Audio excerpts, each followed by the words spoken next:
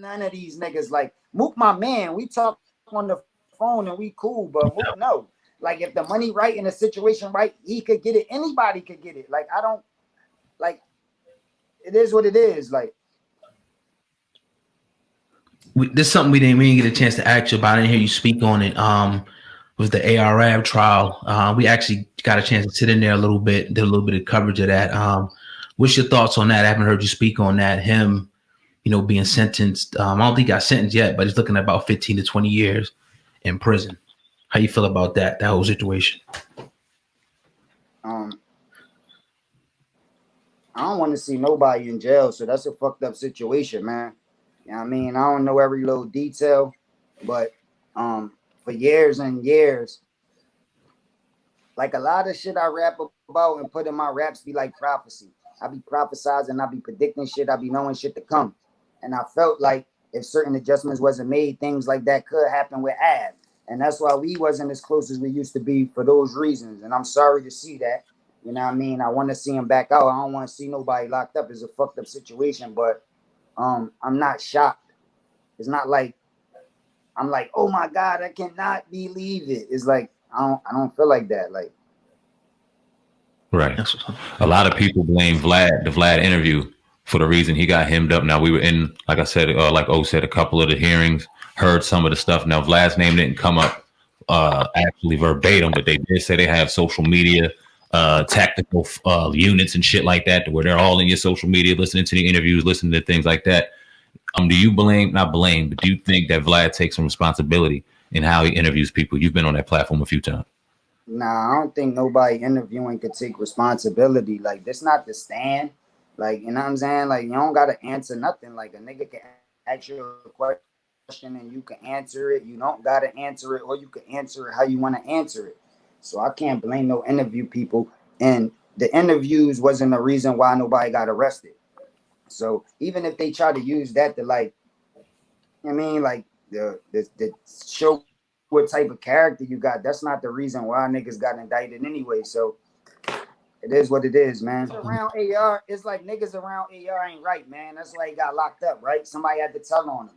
The same way niggas told on me when I first got locked up. Before I even messed with AR and put him on, the reason why everybody know him and know he rap, because I put him on.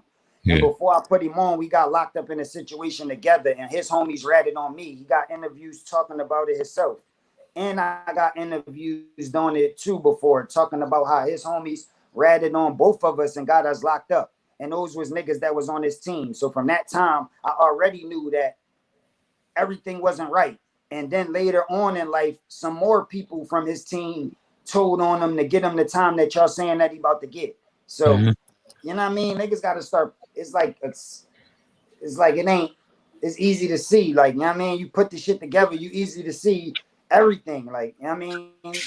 But I just wish niggas to be free, man. I don't want nobody to be locked up. That's a corny situation. I still got relationships with a lot of people that got relationships with AR. And we still, the last time we talked, everything was cool. I ain't talked to him in a minute, but you know what I'm saying? It is what it is. Okay. That's what's up. The Arsonal battle. Now, that was another controversial battle, which a lot of people said you won. A lot of people said Arsonal won. How was you able to restrain yourself when he grabbed you? You know what I mean? In that battle. How did it make you feel? Because I know a lot of people would have just swung. I mean, obviously you were a veteran, but how was you able to contain yourself? And even something that he said about your son, he kind of went in, said something real disrespectful. What's your thoughts on that? First of all, whatever he would have said about anybody in my family, it wasn't true. I know I'm with my family right now. I'm with them every day. I know how they carry it. And I know Arsonal can't beat me. So I wouldn't have swung. Like, I don't got nothing to prove. That's reality show shit. That's love and hip hop shit. When you swing back and throw glasses for ratings. Like, I don't move like that. Like, I'm a real nigga, and I had some killers on the stage with me. So if I would have swung on Arsonal, yeah, I mean, if I would have swung, shit could have got out of hand and somebody could have died that night. Then niggas would have been saying the same shit they were saying the last time I was in jail. I made a mistake. I should have moved different. I should have did this. But now everybody want to say why you ain't punch him. Shit would have got crazy. That shit was a business. And I was there making the majority of the money. Arsonal got a little percentage of the money that was made, a little speckle. And I got the majority of it. So if that event would have went wrong, I would have suffered the most. You know what I'm saying? And I'm there to do business with the people that I'm there to do business with. When I put them contracts together and when we made that money shit happen, Arsonal wasn't involved because he's not a boss. He wasn't there. He's not involved. So I'm there to do business with the people that I'm there to do business with. And I know Arsonal ain't real. So that little grab was a publicity stunt. And after that, he apologized to me on stage because he ain't want no trouble. You know what I'm saying? And once I realized that it could have went crazy, but he started apologizing because he knew that it was a publicity stunt that he shouldn't have did. And I know when we was at the face-off, you could pull up the face-off now.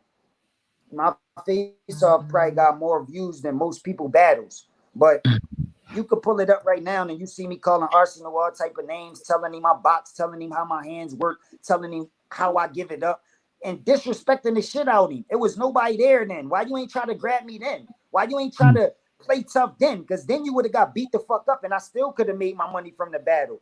Anything could have happened. You could have got dragged up and down the parking lot and everything would have been smooth. But you try it when there's thousands of people there, the cameras is rolling. Come on, man. Like that ain't tough shit. And I was outside the whole night. We was outside. We went up the club, up the street, and we was walking the street doing interviews. You could pull them up too. We was outside the whole night. So if you wanted to continue to grab, why you ain't finish your grab then outside? Niggas be publicity stunting, man, and I don't got time for that shit. That shit be like little bullshit that little kids run with. Niggas know how I give it up. Whole 20 years I've been out, ain't nobody been gripping me up or doing nothing to me. And wild shit happened to all these battle rap niggas y'all naming. So don't even put me in the same category with these niggas because I really give it up and they don't. So I don't got shit to prove. I'm there to rap and make a way bigger bag than him. So that's just how it went, man. We was in Philly a couple of days ago. We was on Jewelers Row. We was doing some shopping and shit. And we was walking by all these Jewish centers and walking into these Jewish jewelers and shit. We was like, damn, D-Jack did this in the wrong city. You from Philly. You obviously know Deshaun Jackson, man. What do you think about that whole situation? I know it's water under the bridge now, but what you think about that being from Philly, how they treated that situation, how they treated D-Jack after he dropped that information? I don't know enough about that situation. I heard a little bit about it, but I don't know enough information to really speak on that. I mean, I met D-Jack before he was a cool nigga, but I don't know the situation that he dealing with. I heard it mixed up with the Nick Cannon situation and some other shit, but I ain't really get the full details of what he said or what happened, so I can't really respond to that. I can dig it. Swiss Beats, y'all got anything in the future planned for the people? Any collaborations? I released a song with Swiss Beats not too long ago called Save the Children. It was on our platforms and you know what I mean? And we were supposed to be working on some future music, but Swiss busy and I don't even really like I'm in my own zone. I got my projects coming. I produce myself. I got my own production team and my own production company. So me and Swiss was doing a lot of music together when he was making money from us doing music together. But now there's no connection. There's no ties to us. So that's why we don't make as much music. We still communicate and talk is all love, but we just not making music the same. And I don't even think Swiss even making music the same. It's not like he got a bunch of other artists and a bunch of projects and y'all hear him doing a bunch of beats. Like you're not even like focused on music like how he used to be. But I'm super focused on music. So we probably in a different place right now. But who knows? You never know, man. We got a lot of records that we already did that's unreleased. And I'm always working, so you never know. What made you when you were getting out your label situation, what made you say fuck the industry, fuck labels, I'm gonna keep independent, stay independent? I never wanted to be signed to a label. It's just like I was young. When I first signed to a label, I was 17 years old. And then I started to learn more about the business as I was already signed. And once I started to learn, I'm not gonna put myself in the same predicament that I got myself out of. So that's the reason why I don't want to be signed to a label. The labels is set up for the artists to lose and for the people that own the record labels to win.